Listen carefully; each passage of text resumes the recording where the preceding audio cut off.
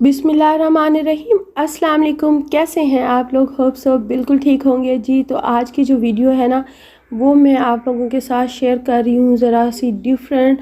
और वजह क्या है, हम आपको पता है कि चीज़ें बहुत महंगी हो चुकी हैं और कुछ चीज़ें ऐसी हैं जो हम बाज़ार से लेते हैं जब, तो उनकी शेल्फ़ लाइफ बहुत कम होती है, बहुत देर नहीं चलते, ना ज़्यादा ले जा सकती हैं ना ही उनको कम ले सकते हैं हम, क्योंकि ज़्यादा लें तो वो कुछ दिन भी नहीं चलती और ख़राब हो जाती हैं और हमें फेंकनी पड़ती हैं।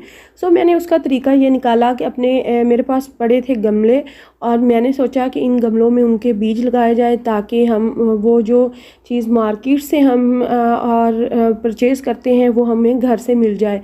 और उसमें सबसे पहले जो चीज़ थी ना, वो प्याज था। प्याज जो ग्रीन वाला प्याज होता है, सब्ज़ प्याज, उसकी आपको पता है वो बहुत कुछ खानों में वो उसका टेस्ट बहुत अच्छा होता है जब हम उसके ग्रीन जो हिस्सा है वो उसको ऐड करते हैं।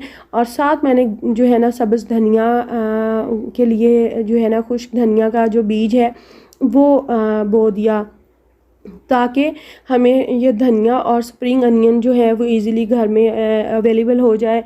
और आप लोग भी इसको ज़रूर ट्राई कीजिएगा कि वो चीज़ें जो आपको मार्केट से बहुत ज़्यादा महंगे दामों में मिल रही हैं, हम उनको घर में कैसे उगा सकते हैं। मैंने सोचा कि मैं इसकी जो है ना एक शुरुआत करूं और आप लोगों के साथ शेयर करूं।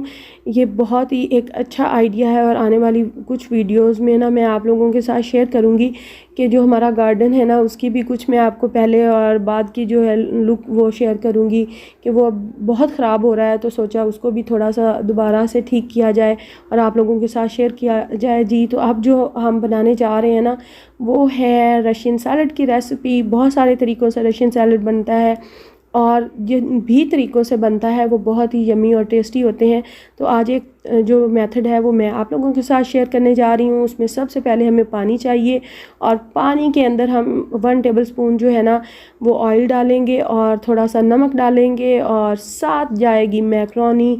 और मैक्रोनी मैं ये वाली यूज़ कर रही हूँ, छोटे वाली। आप लोग जो भी शेप में खाना चाहते हो वो ऐड कर सकते हैं कोई, और अगर इससे ज़्यादा भी आप इस फैमिली की बाकी कुछ पास्ता या कुछ और चीज़ें ऐड करना चाहें तो वो भी ऐड कर सकते हैं। ये बहुत सिंपल सा रशियन सैलड की रेसिपी है, लेकिन बहुत ही टेस्टी बनती है। इसको ज़रूर ट्राई कीजिएगा। और सबसे बड़ी बात ये है कि ये बहुत कम वक्त में रेडी हो जाती है।